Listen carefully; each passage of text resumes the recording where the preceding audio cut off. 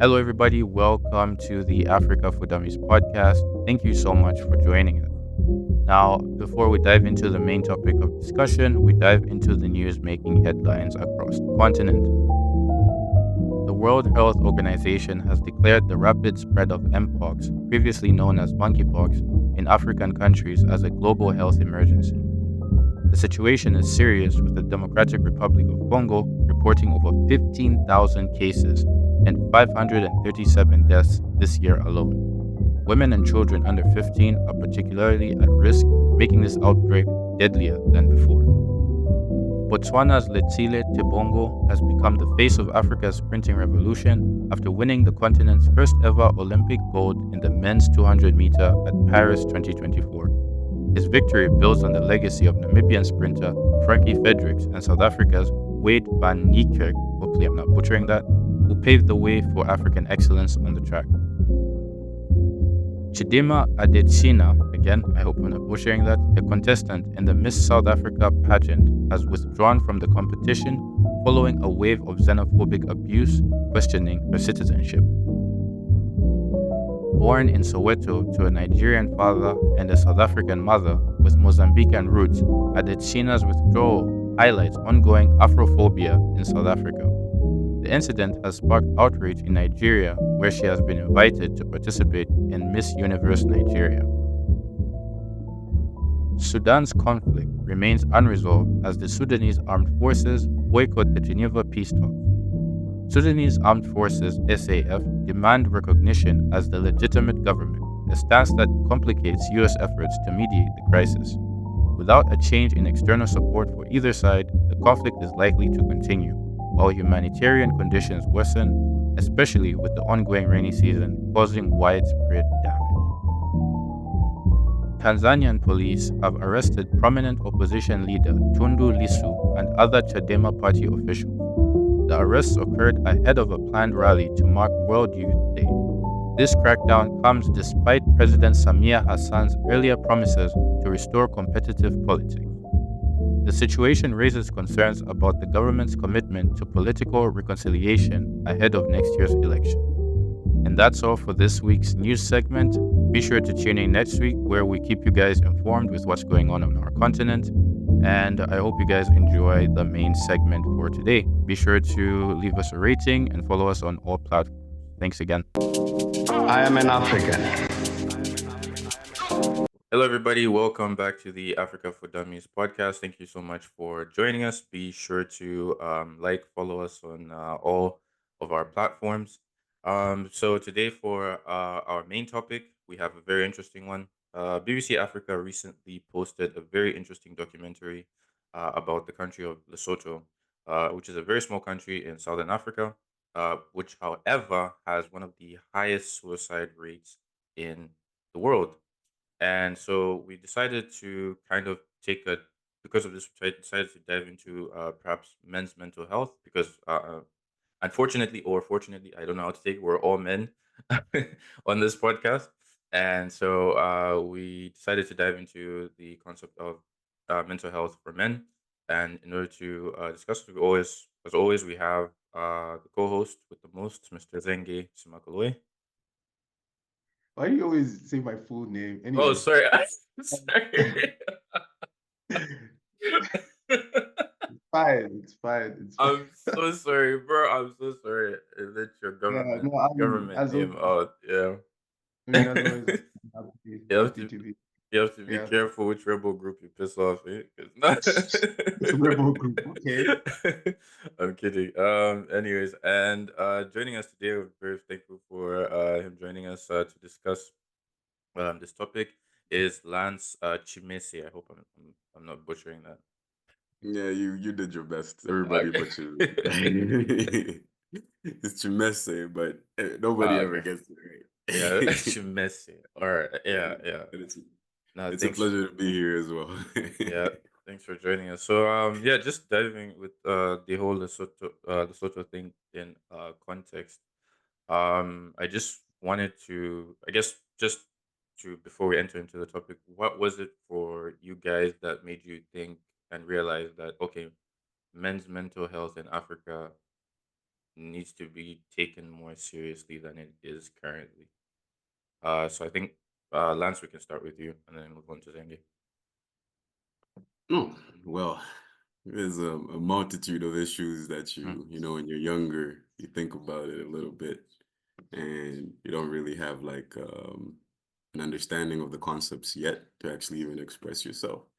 But I think my first awakening had to be around my high school prom, right around my high school prom, after my high school prom, because there was a party after, and there was one of these kids from the other schools that had showed up from to the party, and everything went well. You know, we're at the party, we're drinking, having regular fun, and everything is normal. You know, like it's a casual situation. And right after the party, when everybody's trying to go to the clubs, because you know, after high school, you're excited, you want to go start experiencing adult stuff. And after the party, he didn't want to come with everybody. He went home, and apparently, when he went home, he also had committed suicide when he went home, and that came as a big surprise to everybody. So, and everybody who had talked about the issue and talked about him said we knew him. He was happy. He was going through a normal life. Like everything was fine. So nobody could figure out a reason. And considering he didn't leave a note or anything, made things a little bit also complicated for people to process. But it left me wondering what exactly might have been, you know, if everybody says you're happy, and but there's something that pushed you over the edge, obviously they missed something or they weren't aware.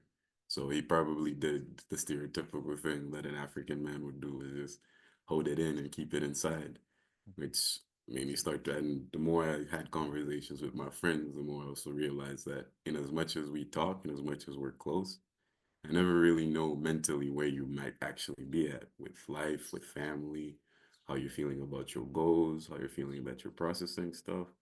So that was right around the age of 18, 19 when I started to be aware. I started to realize like, yeah, there's a little bit of a problem with the way we might develop our relationships and the way we communicate with people, especially with those we consider close. And considering that, and like what motivates that fear, what makes people not want to come out, that was the thing that gave me an awakening in terms of African men's mental health. Yeah, yeah, definitely. I think that was quite deep, and yeah, for sure. Like it's very difficult to get I guess African men to kind of like open up and begin to speak about things that they're going through. And Zengi, for you, like, what was that moment that like made you think like, oh yeah, like mental health needs to be definitely taken more seriously? I don't think there was a particular moment. It's more like processes. Uh, processes that you ultimately piece up together, and you realize, okay, there's something inherently odd or wrong. Like even like, I mean, for those listening, we're really sorry that we're diving into suicide immediately. Maybe we could put like a trigger warning before.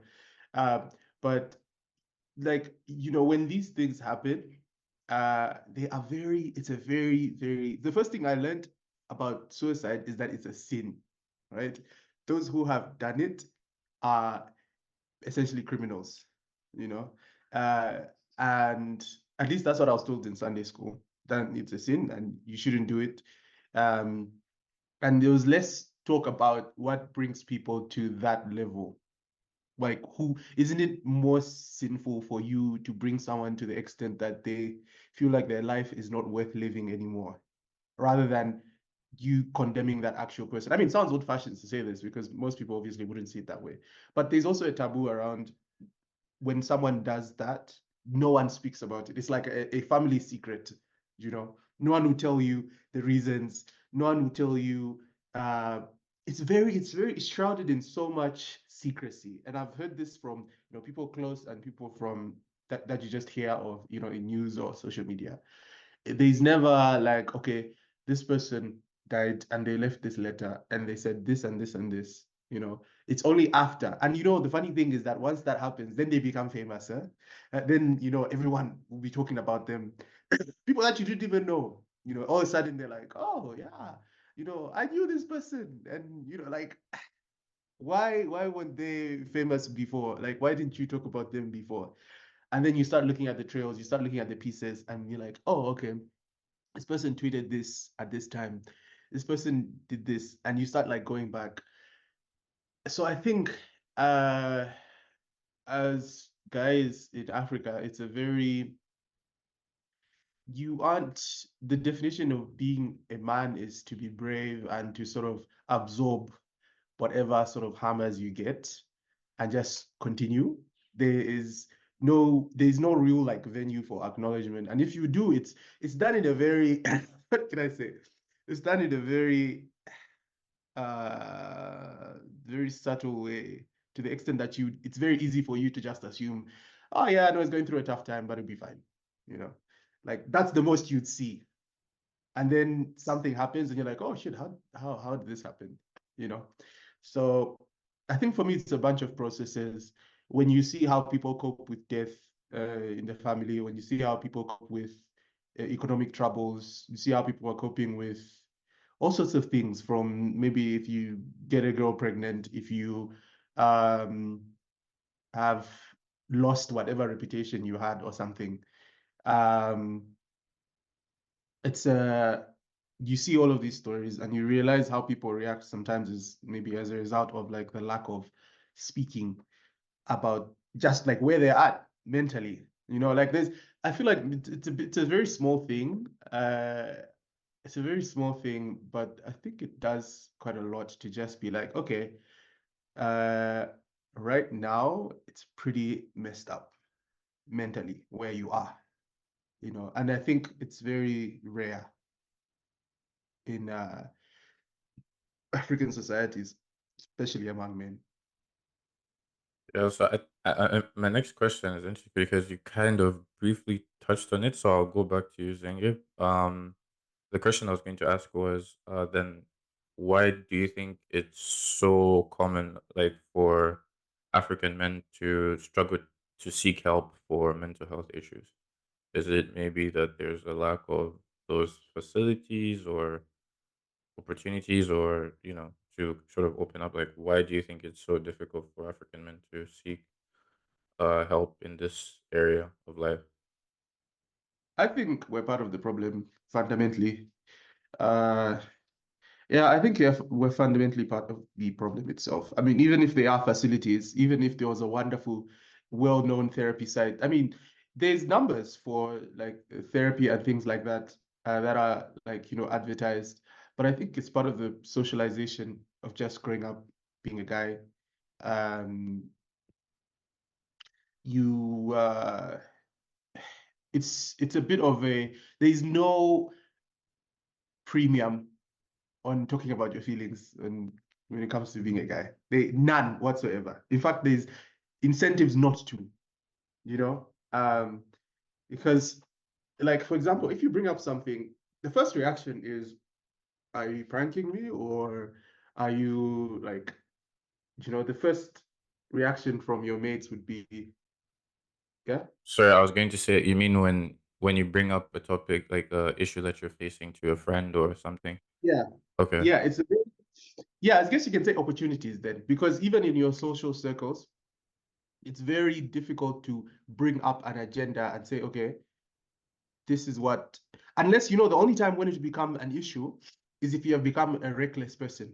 Like if you are visibly like an antisocial reckless person, like you are like completely an alcoholic and you are completely losing it, then maybe they'll be like, okay, I think we need to have an intervention and sit down and be like, okay, this person is going through this. But that's almost like the end. That's like that person now needs like mental facilities. He needs to be in rehabilitation, right? It's beyond what most friends can control. But when it's starting, like most people end up in like alcoholism or something like that because it's supposed to be a solution to something that they are probably already facing. But then, Right? By the time yeah. you become an alcoholic, right, it would have been so far down the road. Whereas that person could have probably brought it up and said, yo guys, this is what I'm going through, and I can't control it. Mentally, I am feeling like overwhelmed. You know what I mean? Mm. But then we just be like, come on, bro, just let's go, you know? Yeah. So uh, yeah. I that's was what going I'm to saying. throw a question to both of you actually because of what you just said. Because it's very interesting to me because in Africa, like one of the major things I would say, I'm not so sure about the whole of Africa, but I would say for the majority of African countries that I've come into contact with, like or people from those countries, there's this Bantu spirit of like, like you live through each other, and like togetherness is like very, very important. Like even living in Europe, like sometimes when you're just walking past the street and you just see another African guy, you always have to like give each other the head nod, or like when you maybe like if you go to like when you're a student, you're doing odd jobs and an African guy sees you, he's always going to come and be like, yo, where you from? Let me help you, that type of thing. So I'm very curious, like, you know, we have this sort of togetherness. I think you're the one who told me like there's a particular tribe in Zambia where it's very important for them to sit down together and like eat together and that sort of a thing. And so like it's kind of so my question to you guys is how come like despite these like cultural things that are there in place to sort of combat this like idea that you're dealing with something by yourself. Like, why is it that there's this like Lesotho has like one of the highest like globally, like why is it that, and even in other African countries we're starting to see it increase a little bit. So it's like why is this happening despite, the cultural guardrails, if you might call them that. Mm, well, that's you bring up a very good point in that sense. Like we have all these cultural guardrails that should be protecting people from the fall, but at the same time, I tend to have a disagreement with them because I tend to feel African cultural values sometimes end up being relics in modern African times because in post-colonial Africa especially, this is a new world which yes, our freedom fighter, the first generation of freedom fighters gave to us and we've inherited, but it was up to the next generations to now sculpt a society that would function on a globalist basis. Now, when you put people who are coming from severely and like places that are not connected globally to the rest of the culture, rest of society, you find they show up to a city, the big cities of Africa, without any real understanding of how to make it here in those kind in that sense. And for the men especially, you find yourself trapped in, you know, being told hard work would get you towards a certain point, would get you towards a certain um satisfaction in life. But for most men who are not given the tools and given the means to actually make it, you find most of the stuff that you learned from the village or from your elders doesn't really apply in modern times when you're trying to actually make it. So that adds an extra layer of pressure because stuff like capitalism, socialism, all these fancy Western ideals and ideas that are floated in. It's not just Christianity that came to Africa. We inherited quite a lot from them, including their financial systems. And obviously, the, capitalism creates now this divide in this class system of the haves and have-nots.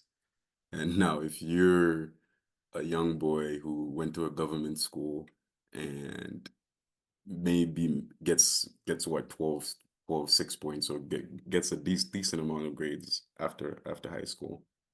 Now your family doesn't have any means to actually your family doesn't have any means to take you to university, let alone take you outside of the country. So now you have to start surviving, and they tell you we can't keep another passenger. You saw a struggle just to get you through school. So you have to activate yourself and bring yourself into society. And instantly your dreams are dead by the age of 17 or 18. You wanted to be a soccer player, you wanted to be a doctor, you wanted to be an engineer, but the life around you has denied you that access. And no matter how much you can pray, no matter how much you fall back into these, I'm a good person, I work hard, I do all these kind of things. That when you're younger, you think these things actually matter to actually make it in life. You start to realize like, oh wait, there's more pressure, there's more of a situation. And I can't speak for a country like Lesotho, but I know Lesotho, the country that's got a tiny GDP. They have a few things, but with a GDP as small as theirs, I can imagine the employment rate isn't that high. The Mm. opportunities and the access that they may have isn't the same as maybe the bigger neighbor South Africa. And so if you're just staying in Lesotho and you're trying to build your life in Lesotho, you understand that life is going to be hard from the jump. Yeah. So for me personally, how I've always seen it is we've never really it's an advantage, a negative advantage in the sense of like because these are new societies that they're younger than most other global societies.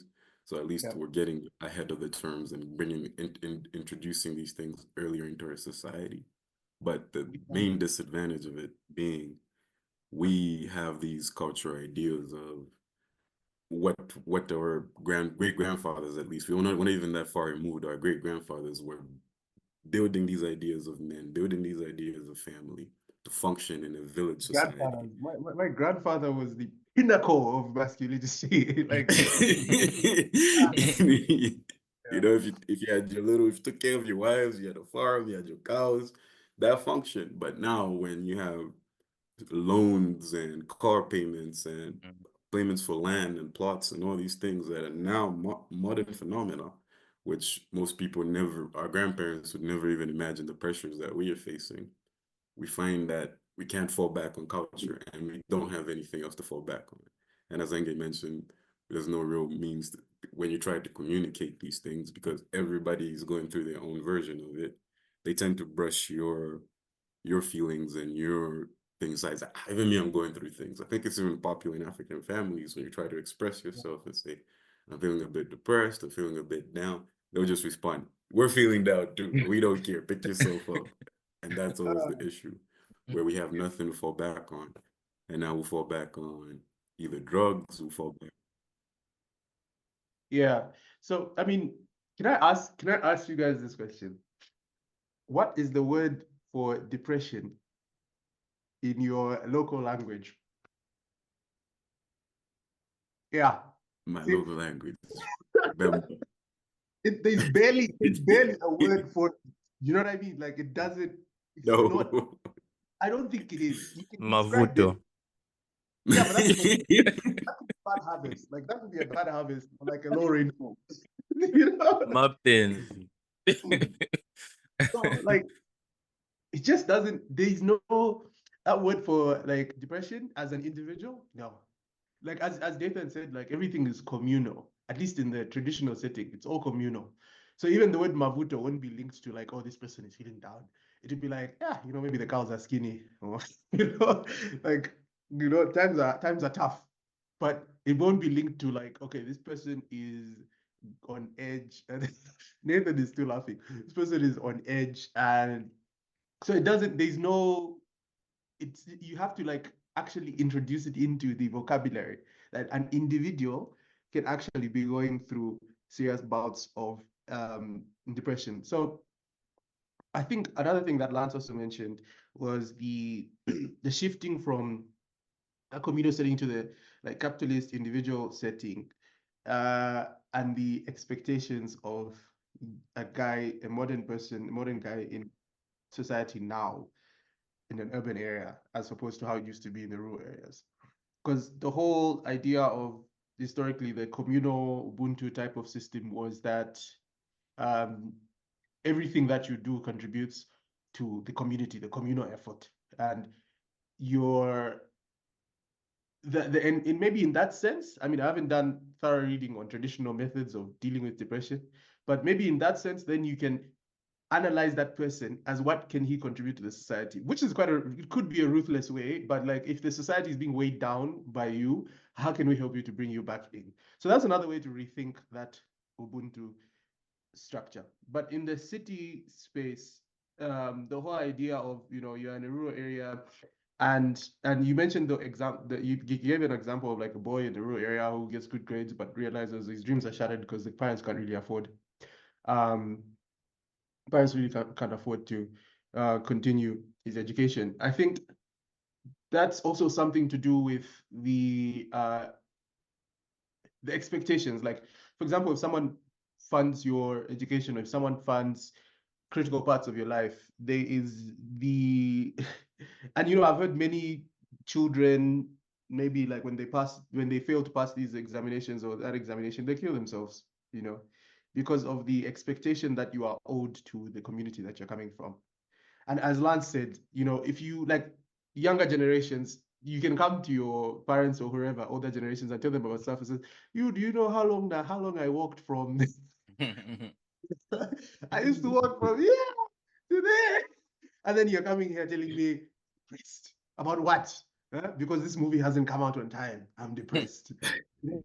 Like it's very difficult in the Ubuntu setting to bring up your own and your own individualistic problems and issues about depression when everyone else in society has brought you where you are.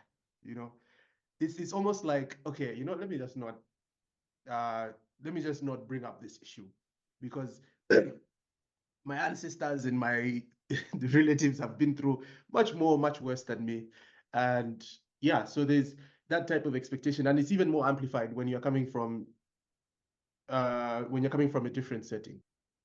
All right, so moving on to the next question. Either one of you could answer this. But how does societal pressure to be strong affect men's mental health? And also, like, what societal pressure do you think affects men's mental health? I guess Wait, what was the Um, first question? the first part of the question was how does societal pressure to be quote unquote strong affect men's mental well-being, and what sort of societal pressures would you identify and say, this is more of a negative societal pressure? I think primarily it's the breadwinner thing, and the the the expectations is that as a guy you're supposed to be financially more stable. There's an expectation that you would have multiple things that indicate your success. Um, house, car, um, Four by four.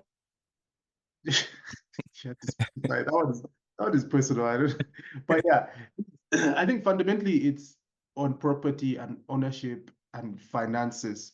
That's the root of, I think, a lot of men's mental health issues because it's very much frowned upon. And even just being macho, I read this book which actually was actually quite accurate. There's a very high premium, there's a very high premium, for example, on girls being virgins, right? But then there's literally no premium on a guy being a virgin, right? None whatsoever, right? Like, so that in itself is already pressure, especially for like teenagers, like how many girls are you pulling? How many, what does your girlfriend look like? Like, all of these things are pressures in and of themselves. Um, so, and then on top of that is the finance, as I mentioned. You're supposed to be able to provide all of these things. And yeah, I mean, for a lot of people, defining being a man is being a provider, and I don't disagree with that. But there is almost an isolational feeling when it comes to that because you are expected to figure it out in most cases. In most cases on your own, or in most cases, you just pick examples of other male figures you have seen in your life, and that could be bad, that could be good. Like, if you grew up where, like, people are punching each other, and then you're like, okay, I guess this is how I assert my authority in my house because I pay the bills. Uh, and then if I'm questioned about paying the bills, you can punch your wife if you want to, because that's how you grew up. So that in and of itself is a symptom of a failed mental health um, situation. But people just say, okay, this guy is just a very violent, troublesome human being. Um, but yeah, so I think I always believe like those. I always ask people like I tend to ask people very deep questions for some weird reason.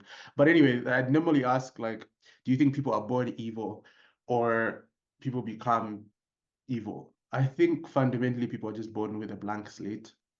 Um, Maybe there's genetic things like health issues, but people are born on a blank slate, and what you put into it, who especially before your so-called frontal cortex develops, a lot of it will anchor how you behave everywhere else.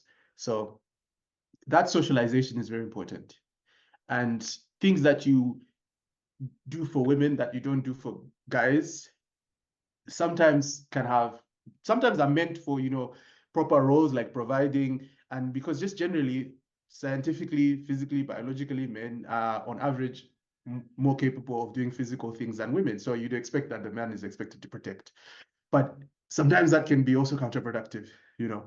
But yeah, I think that's what it is for me. There's a very rigid expectation of men and what they should be expected to do without any sort of refuge for their brains to readjust and figure out like what happens if I screw up here, you know?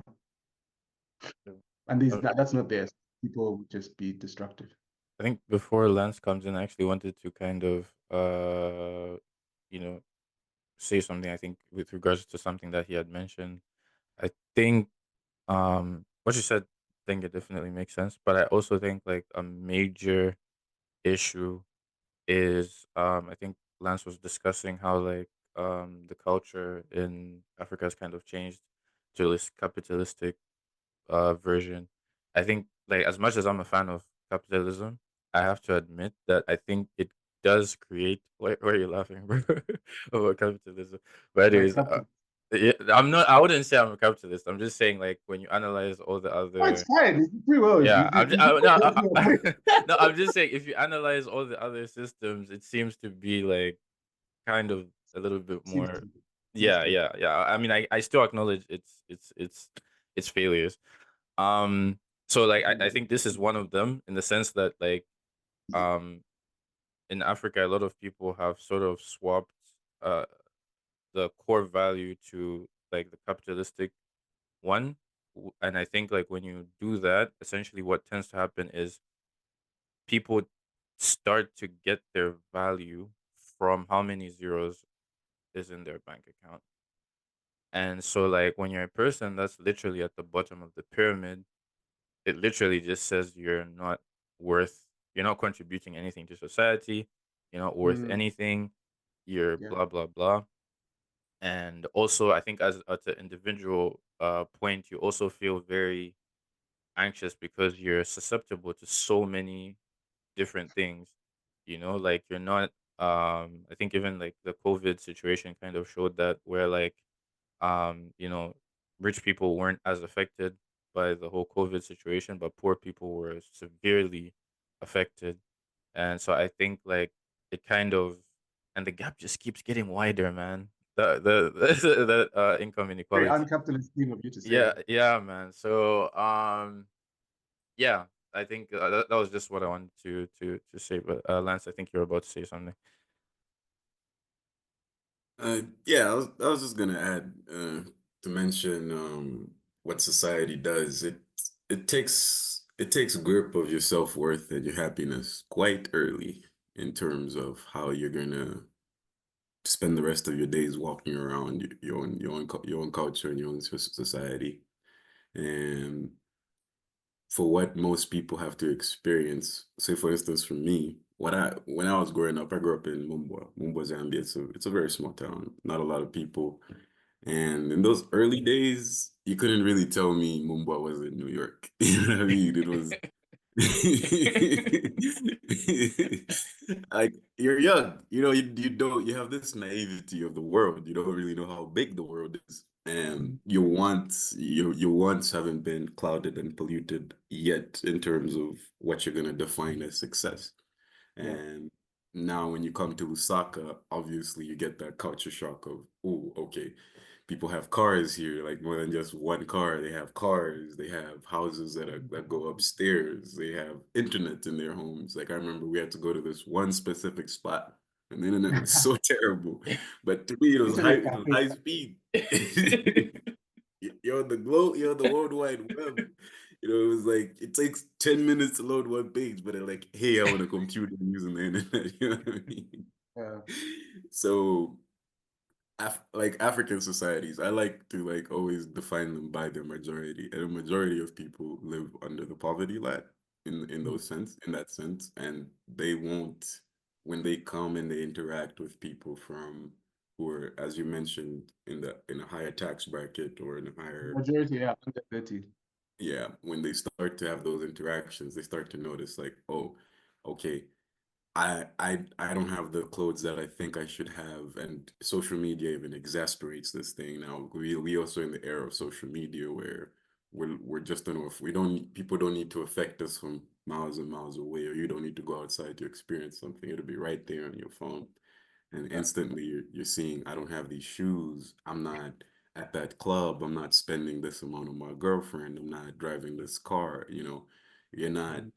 and you feel like if I don't keep up with the trends, then again, that's the point of like your self-worth is being taken away indirectly just by you just looking at that kind of content and that kind of material. So many people have fallen victim to that exposure. Like when you come into these societies, I mean these like more developed parts of your own country, Yeah.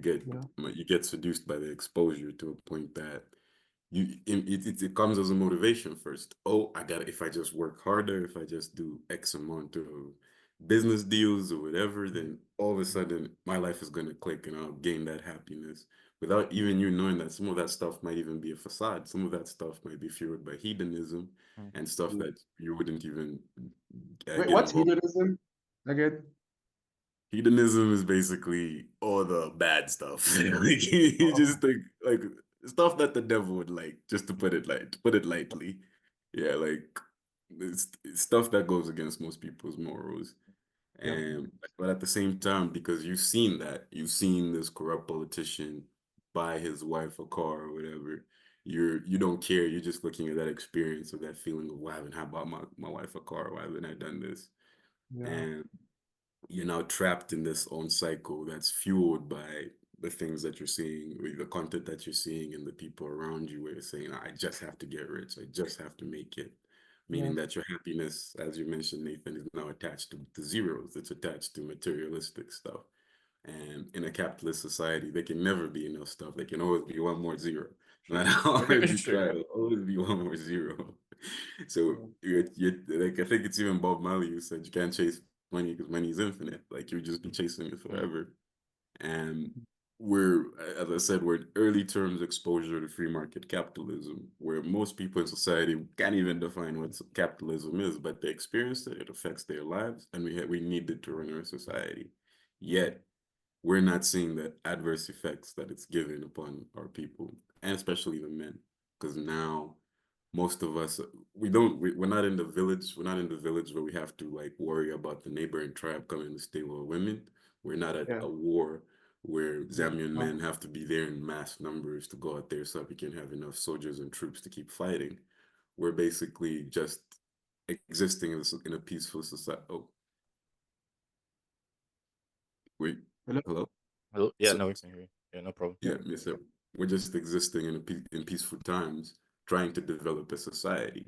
Yet we're defining what the successful people are. The men we're holding up to a pedestal are the men who are the most materialistic, meaning that we're going to keep fueling that cycle of men always thinking that if I don't have X amount, it won't work. So I might as well just go to the bar and drink and get my cheap happiness and Yeah. move on from the issue and not Yeah. think too much. And the more it happens, the more realization and more people, it's happening to people younger. Because now you'll be 14, 15, thinking I have to take my girl to the capo, I can't just take her to Hungry Lion, I have to take her to, you know what I mean? Like Yeah. those Yeah. things are coming in earlier.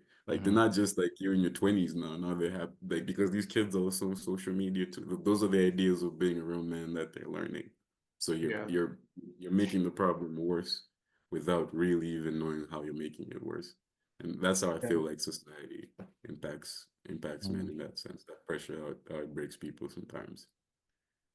This whole like cycle amongst men and the competition, the competition is rife to achieve these like statuses. And like Nathan, you mentioned, where do you take your girl out to? Like, and like older guys who are 10 years older, who have a salary, With who a are, you car, and you're just bro, a 17-year-old boy, in a and you're like, uniform. like, I'm actually 30 minutes past my curfew. It's 9:30. You're Supposed there, to be you're there trying home. to Yeah, you're trying to talk to the bouncer at a nightclub because you're trying to impress some girl that very easily could just be picked up by some guy that's 10 years older than you yeah. know? So, yeah, it's very, and I'm not surprised actually that 14-year-olds are now in this same cycle because it's I don't know, everyone wants to grow older until they get old. You're dead. It's a bit of a scam. So I don't know, it just feels like a very toxic cycle. And almost, I would say men, as I said before, men are we are fighting ourselves really, fighting your own enemies at the same time because you're competing with yourselves. You're competing for the same girls. Maybe it's just Zambia or maybe every other places are different, but I think it's the same. There's the whole blesser situation and the sugar baby situation, the sugar daddy situation, sugar baby situation, and that makes competition incredibly toxic. I'd say incredibly toxic, and that's a mental health issue in itself because uh, you'd be wondering, how do I make this amount of money? If it really like hits you, if it's a girl that like maybe could have been your childhood sweetheart, and you see that, okay, no, this has actually ruined this, then you'd plot your vengeance for the next, I don't know, and you end Yeah. up in some really crazy situations. Um, yeah, so it's and, Yeah. and the funny thing is, I always talk to Nathan about like how there's a rise of, and maybe this also relates to Lance's point about capitalism and how we're trying to adjust to capitalism. There's a rise of people who can't really explain what they do. And I sound like an African father, like this, like I sound What do like you an mean by African that? father. What do you mean by I'm that? like, okay, what do you do? It's like, no, I deal in this and that. Mm, What do you do? It's like, is import your work, export. because Imports. Import export. import export. It's like, what does that mean? What Yeah. are you exporting? Like, okay, so because the jobs, the normal way, the normal assumption of life is not true. I Yeah. can't go and get good grades and be a teacher, and then my wife will love me, and everything will be fine, and you have kids, because that won't pay anything. It won't pay anything at all. You won't afford to even buy an engagement ring with a teacher's salary in most countries. Yeah. So you're better off doing all sorts of shady stuff, that you can't explain to people, and achieve the things that you saw people achieve when you're younger. So it's a very toxic cycle. So I think it's a combination of the expectations of what a man should look like and should be in the African setting.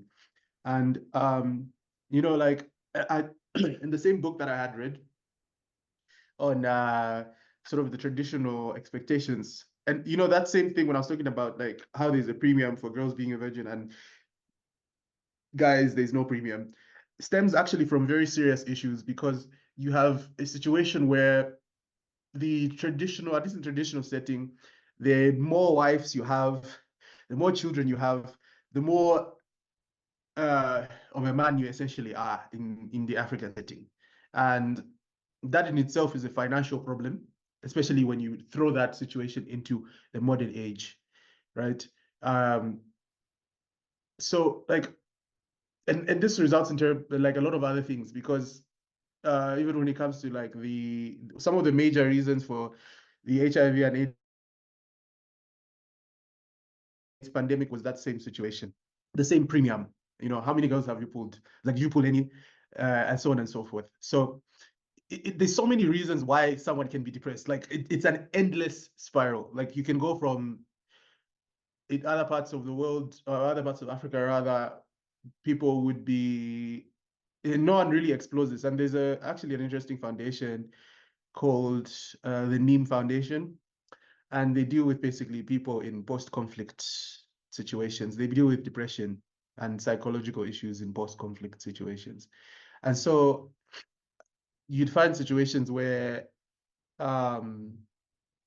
young kids have had to live without their parents because of war times. And this is not even only applicable to war, because it could even be applicable to being like raised in a, what do they call it, child-headed family. Like if you're a guy raising your whole family and all your parents passed away due to, it could be war, it could be HIV and AIDS in the 2000s. There's a whole generation of these people, right? This is 2024. So that generation is, oh, what happened? I think maybe his internet cut. Oh, but yeah, I was going on a long-winded. Mm, But right. essentially that generation is that generation is the generation that we have to watch, and a lot of the depression that is there now. And the funny thing is, when I heard that Lesotho was the country with one of the highest suicide rates, it's also one of the countries with the highest HIV and AIDS prevalence rate in the 2000s. So, and then you look at South Africa also, and you see the high crime rates. All of this just, it's a humongous cycle. Like, I'm going on a very long-winded thing, but it's all of it just relates. And if you look at it on the micro level, it's very easy to see why someone would just be like, let me just be reckless, or let me just, God forbid, end your life. So yeah, there's so many reasons. Yeah, so I think we've discussed like the issue quite extensively. And so now I guess as usual on this podcast we try to touch on the solutions. So in you what do you guys think can be done to create more supportive environments for men to open up about their struggles? And it's open to everyone.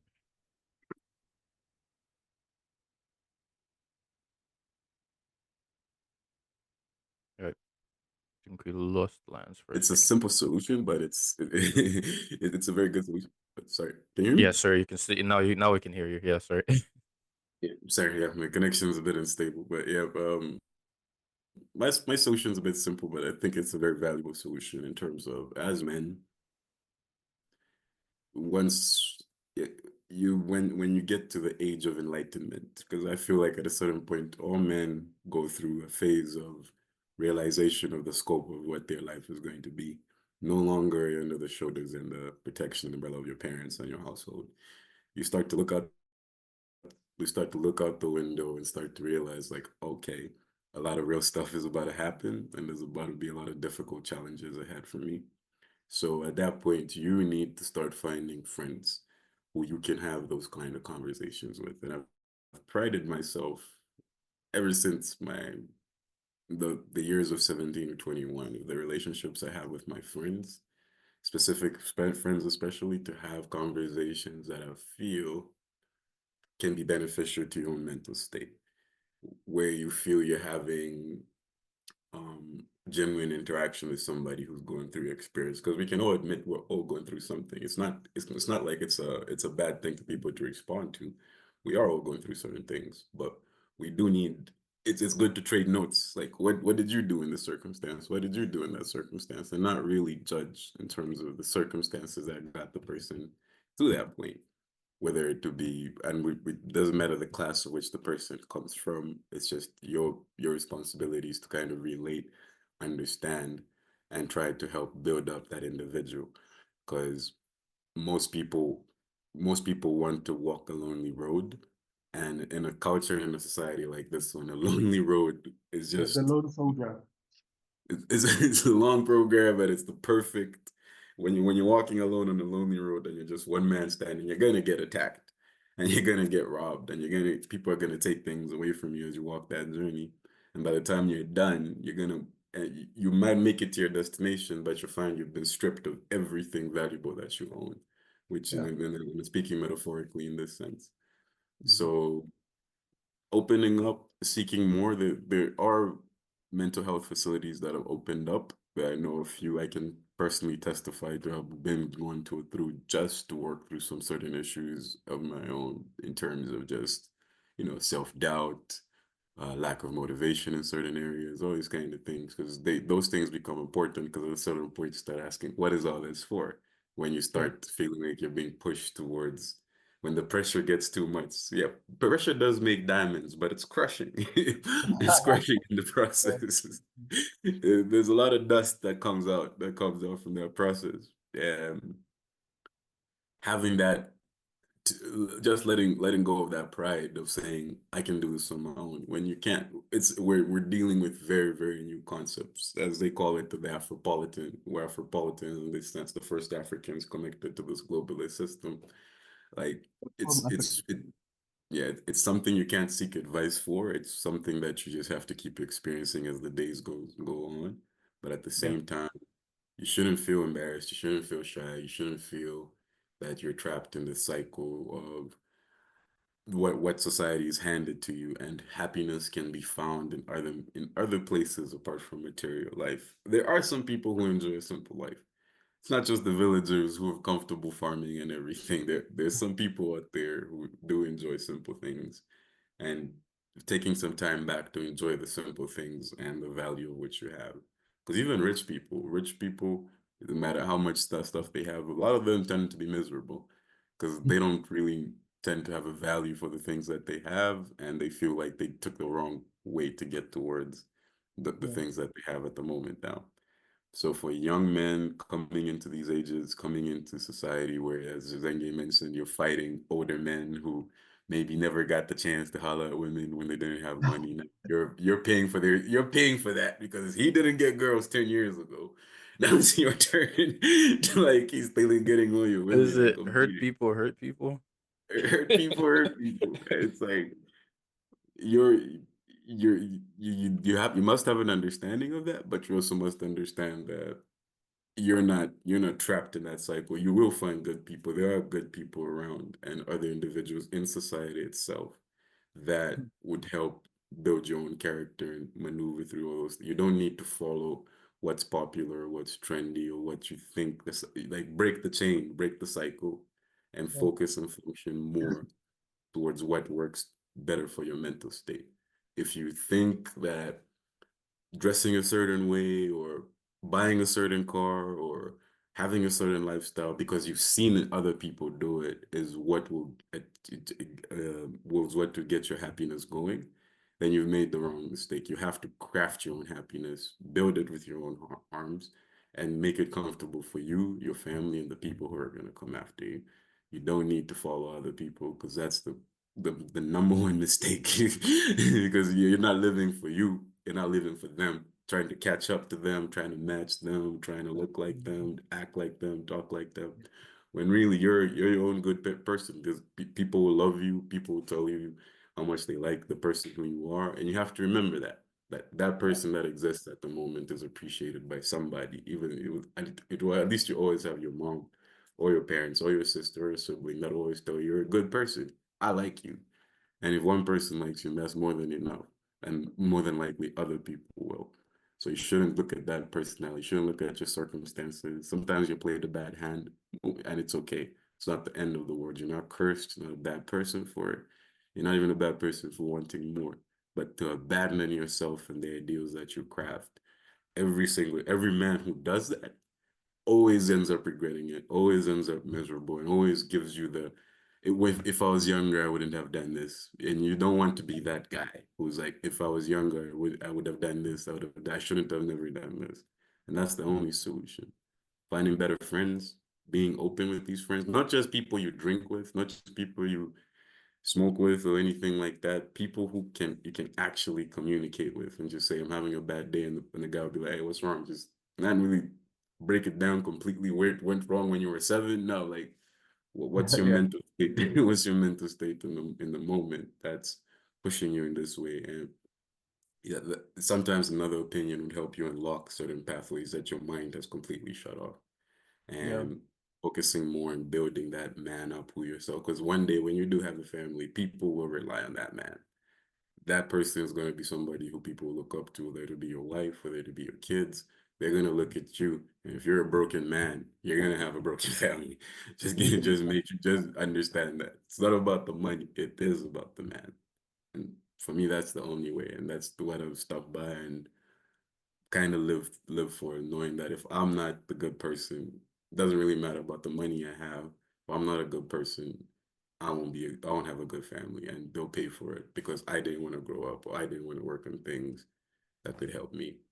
And you find once you do that, you realize how much better and how much easier life can become. That's my two piece. Yeah, definitely. I mean, you touched on some really important points. Just because, um, yeah, just thinking. I hope you don't mind. I'm just gonna try to get through like my idea in just like 1 minute or so. I think you touched on a very important point with regards to friends. I think that like what's very interesting is I remember some of the first times when I used to open up to my friends, it was kind of like this quote unquote like a eureka moment because like I could see it in like some of my friends' eyes. They were like, "Wait, like you just like opened up," and it's like, "Yeah, I'm also struggling with this," and it actually, funny enough, it actually makes like the friendships like much stronger. So yeah, definitely find a group of friends that you can trust and like open up with, and also advice to people to just be like those friends that are able to listen, and also to be there for sometimes all you need to do is just like listen. Some people just need to vent and everything. But also, I think just to touch on another point, I think which is very important, which I personally I think has helped me significantly. I think that the church in Africa needs to do just a little bit more. I think that church isn't only on Sunday. I think I've been blessed to be a part of a men's accountability group, particularly at my church. I think it's very helpful because I'm learning from men in different age groups.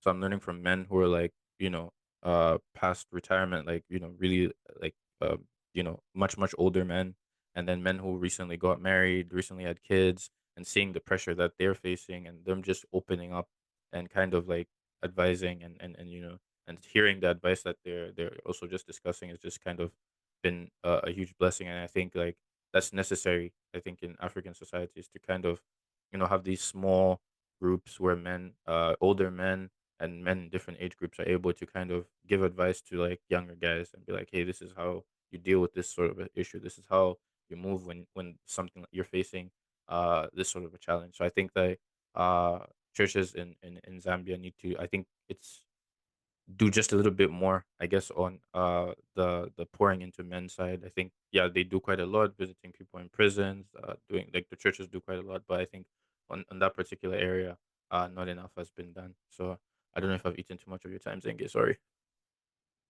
No, no, it's fine. I just wanted to add just a couple of things. It's mostly um, like for me, for example, I generally like I like have these various influences, and when you're young and growing up, everyone wants to tell you how they did things and how you should do things, and so it can be a bit confusing.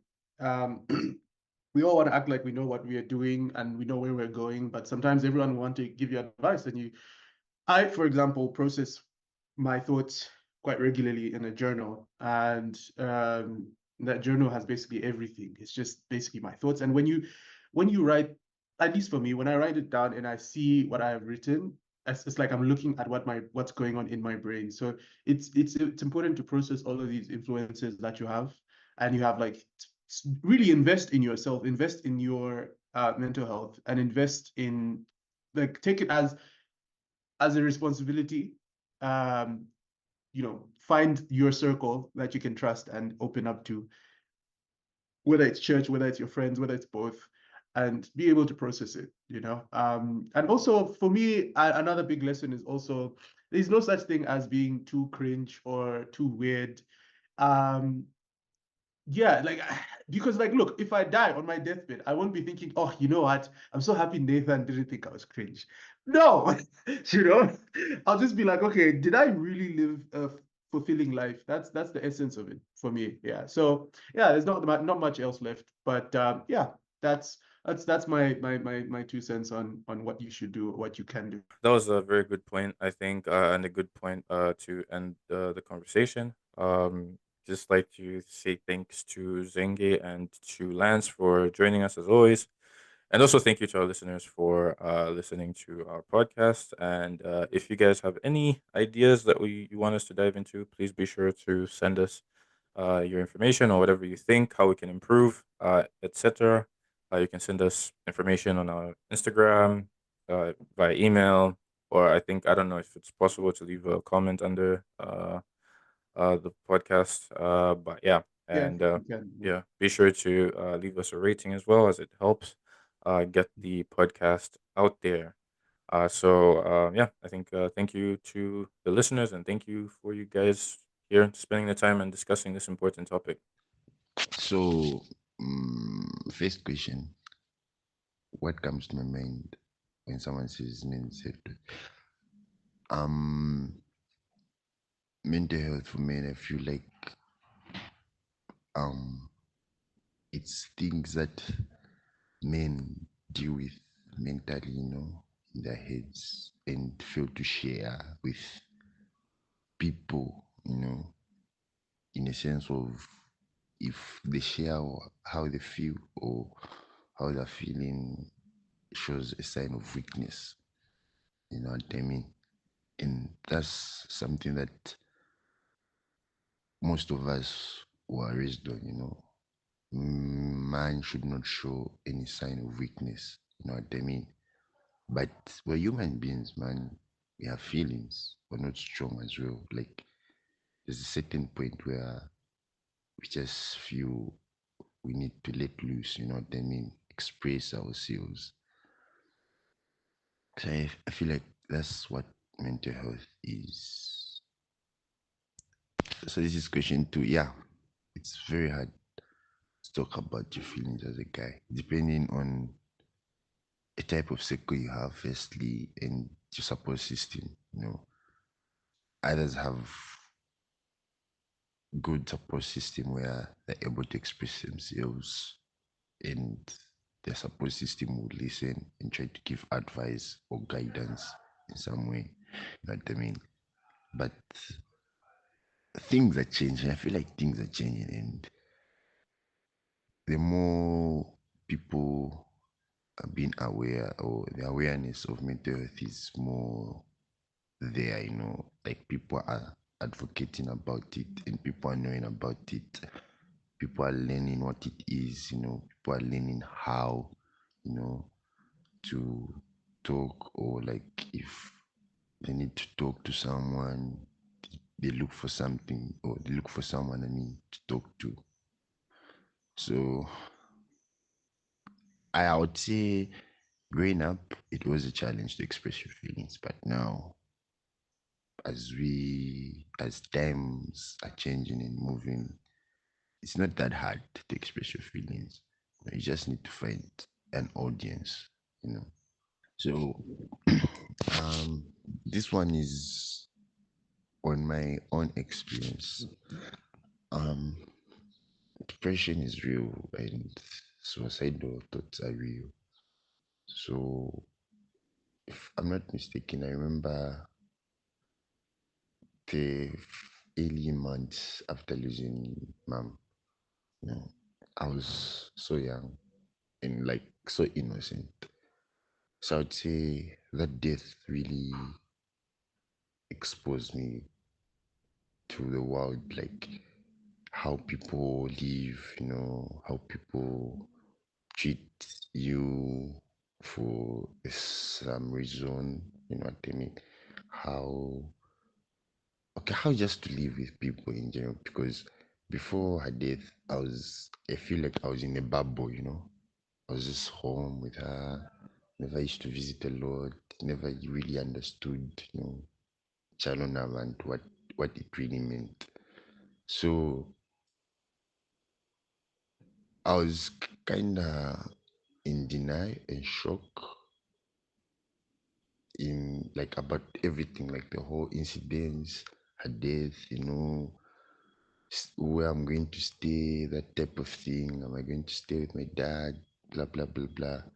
So it got to me, it's something that I felt I wouldn't like manage to handle. So sometimes when I'm alone, you'd find I'd start reminiscing, thinking, trying to like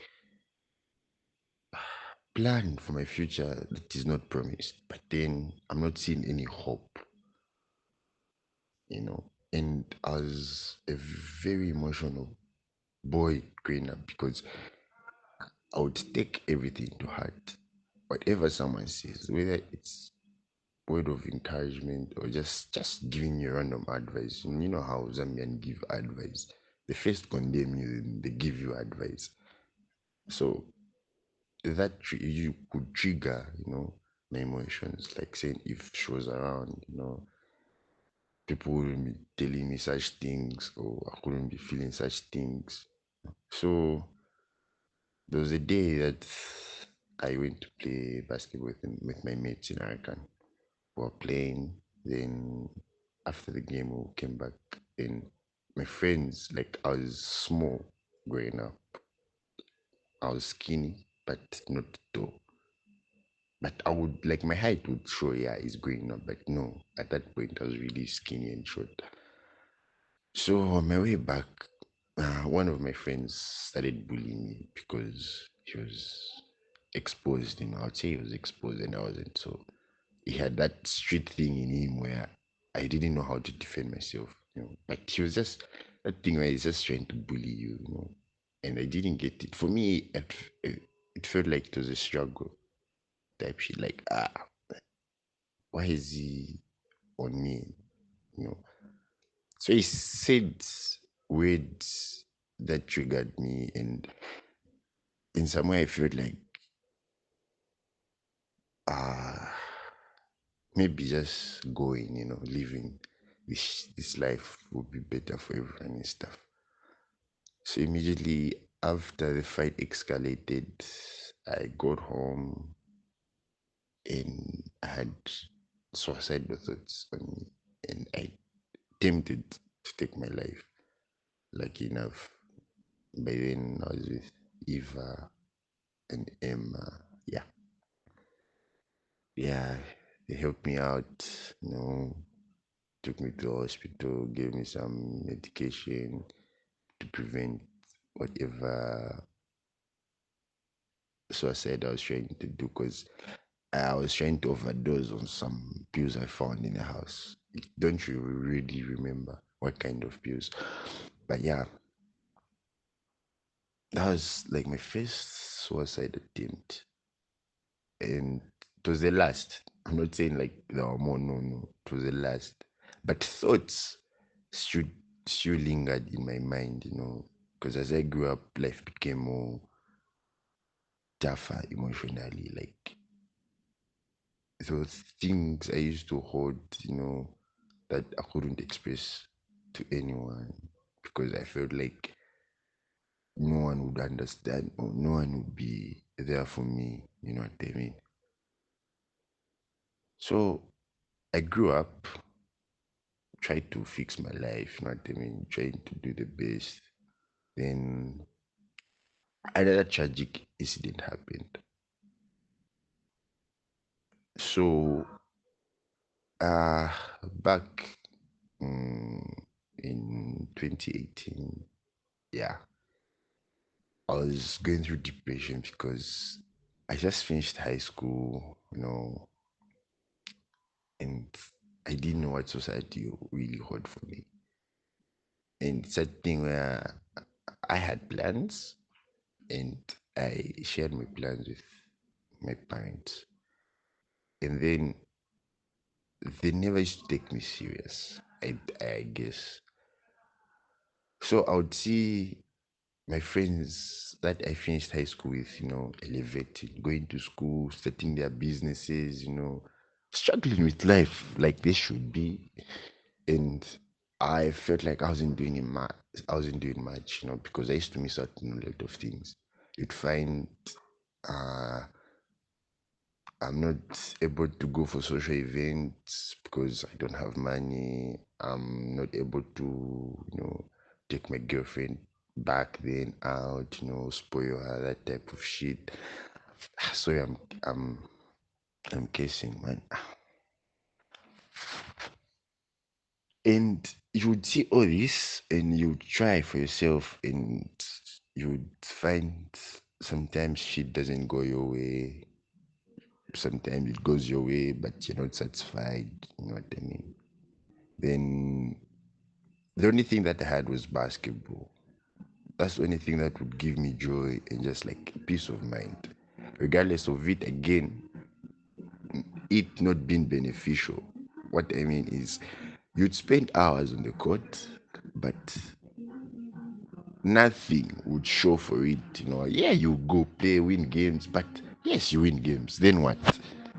They give you a middle. Then what?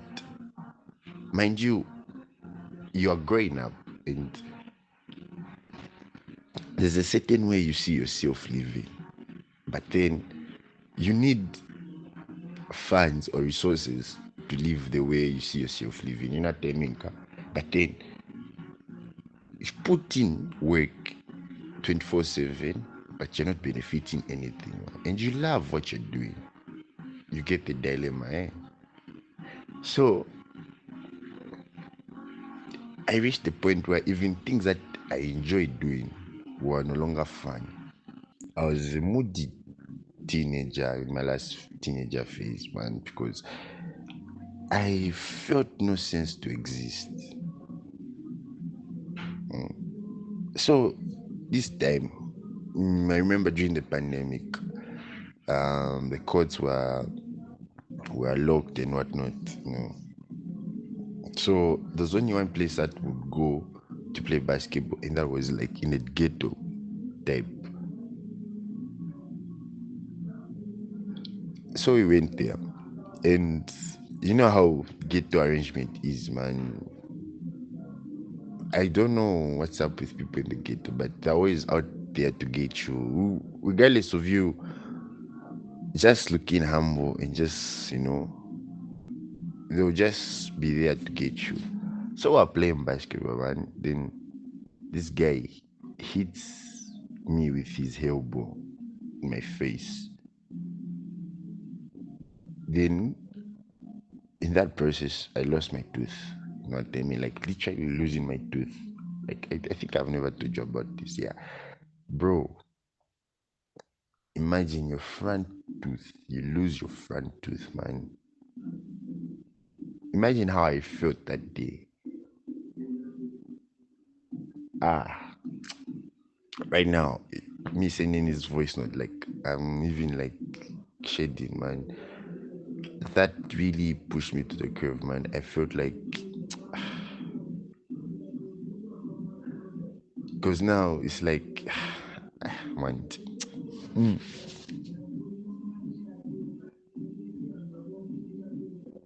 it's it's hurting, man. Like, why? Sometimes you have questions, man, and no answers. You know what I mean? So I don't know, man. Depression. I don't know if there was a cure or something, because it's like we just numb it, then any tragic thing or it just hits again, man. Ulumbe. What? Say it. Which means like a man shouldn't be like getting tired. He shouldn't. A man should not be like a lady whereby a party pon se check. No. Maybe na man or what, a man shouldn't get tired. so. Do you think in our culture? Do you think men's mental health? You know mental health, like mental health, well-being. When someone says mental health, like in Zambia, do you think for a man, men's mental health, what comes in your mind? What's the first thing that comes in your mind? when someone says a man should be mental health, No, like what male's mental health? what comes in my mind if I hear that is and what was how a man thinks. Yeah, so Okay. how a man should face challenges. Yes, how a man should face challenges and how to sort out those same challenges. Okay. Yes, because as a man you need to have solutions. Mm-hmm. For every challenge you face, So you you need to find a solution. So basically, you shouldn't ask for help No. too much.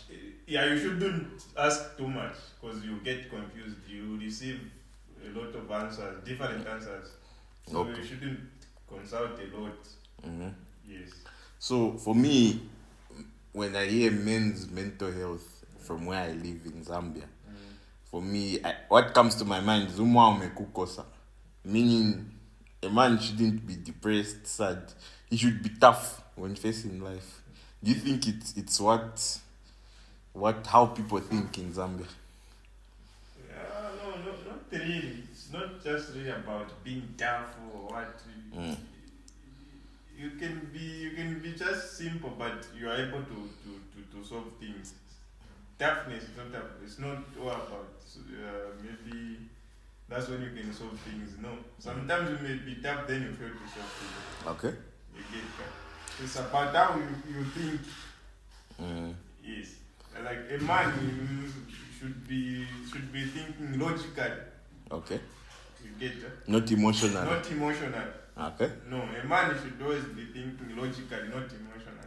So doesn't a man's emotions? Okay, let's say.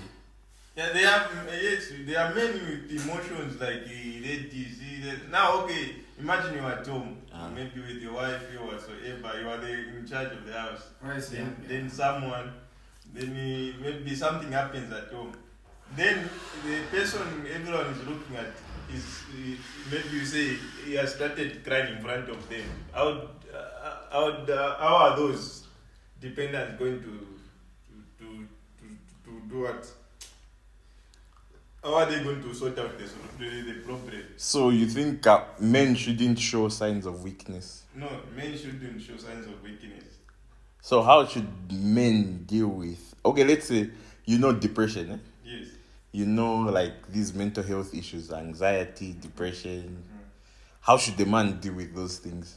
Because for me, I feel men deal with it through alcohol, sex, and not telling people, but they are feeling pain. Okay, it's not everything which you can hide. What I can say is, okay, if you have something in your heart, like that's why we have like the closest friends or maybe something like that, whereby you'll be able to tell maybe one or two people. Okay. You say, okay, I think I've got this issue. What can I do about it? You get that? Then, the moment you receive the answers from those people, at least you'll be relieved to say, okay, at least I've told these people. I think they have given me these answers. Then you start now. Thinking about those same answers. Are they okay? Are they what? So do you think a man should go for counseling in the hospital and depression? In the hospital, depression? Yeah, can you go? But but it depends of what is bringing that same depression. What is it? So do you think it's more of like a spiritual problem, or it's a problem that can be solved like through a specialist, like maybe a counselor, or like someone comes to Zipaya, for example, I want to kill myself. Okay, if you like that one, I think you need a counselor. Someone can counsel you for that. Okay. Yes, someone can counsel you for that. Yes, so in such issues, we need counselors. Yes, but generally, a man should display strength and toughness through challenges in life. So do you think modern men in this day and age are weak? Yeah, I would say so. Men of nowadays are weak. Okay. Yes. I will agree with you on that one. They are weak. So do you have That's why you find that nowadays is nowadays there are a lot of maybe divorcees, what. Yes.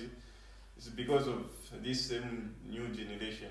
of weak Our men? parents, yes, our parents were sorting out issues without maybe External people.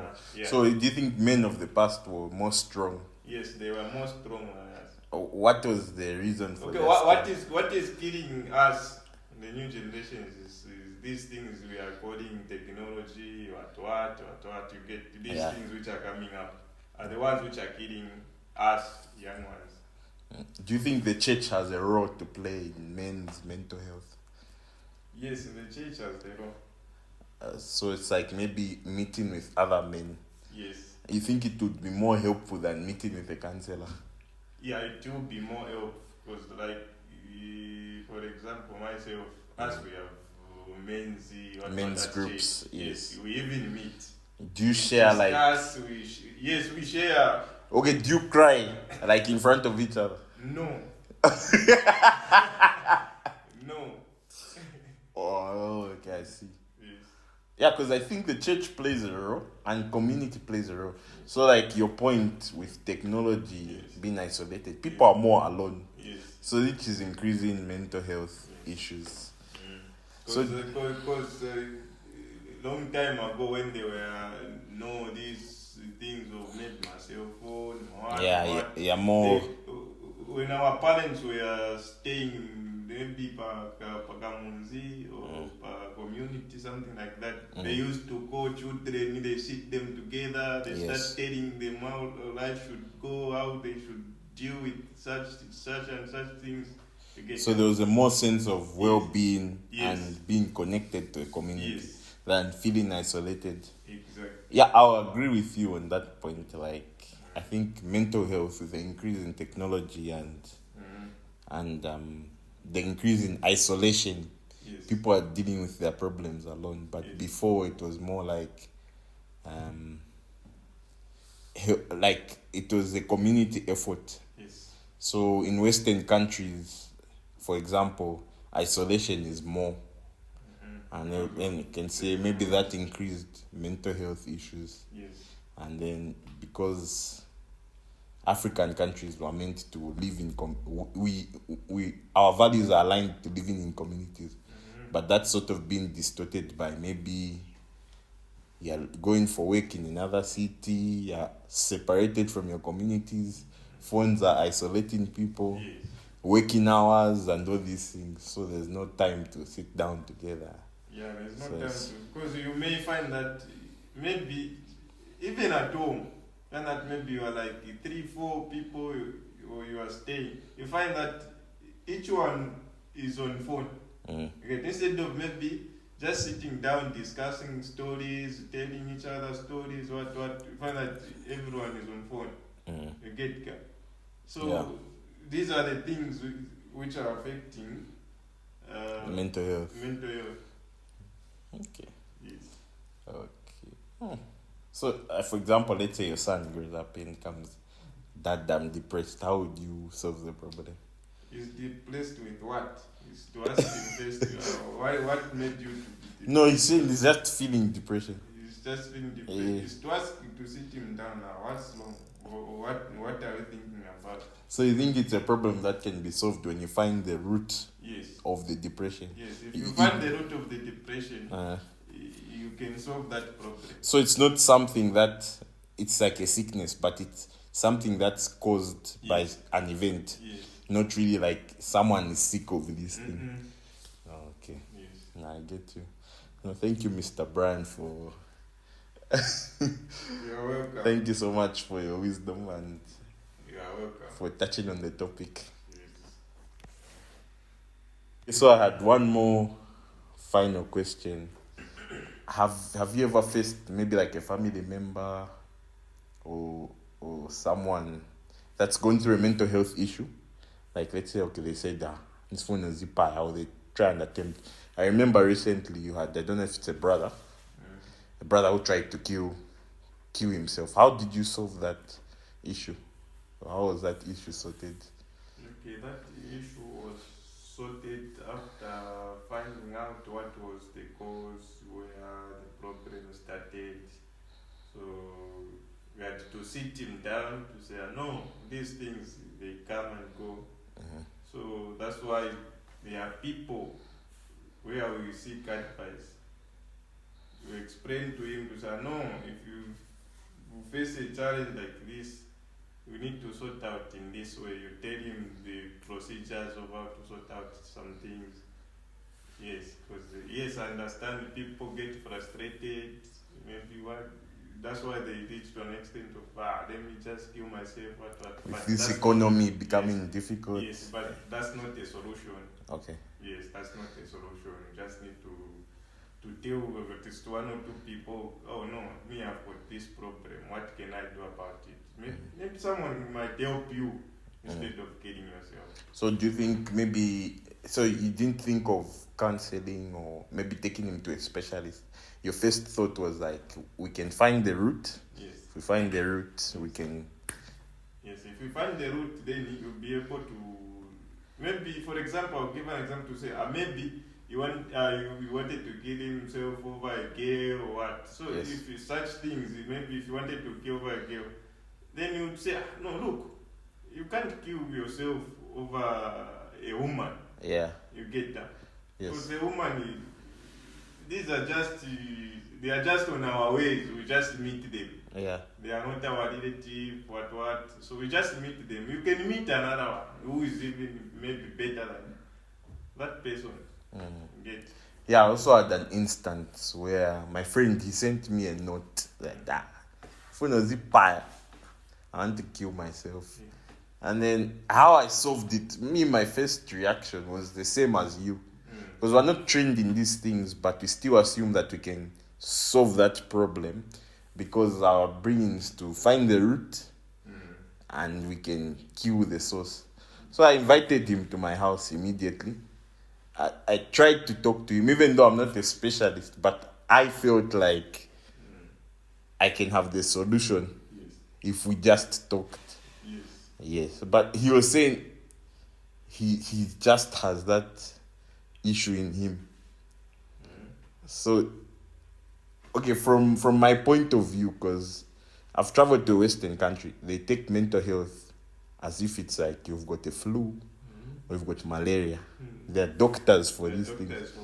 Yes, so like when someone has a mental health issue, even our university, they try to put a conducive environment. But in Zambia, it's not really the case. Yes, we don't run to like a doctor like you have a flu.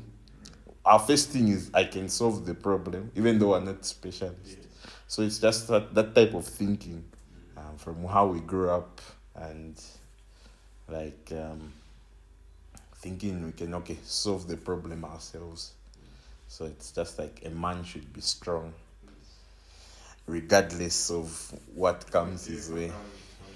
Yeah, which is interesting. It's different from these Western countries. But the suicide rates have been increasing, and thank you for your input on like why you think so and why these issues have been going around. Yeah. Thank you for the conversation. Thank you. You're most welcome. I am an African.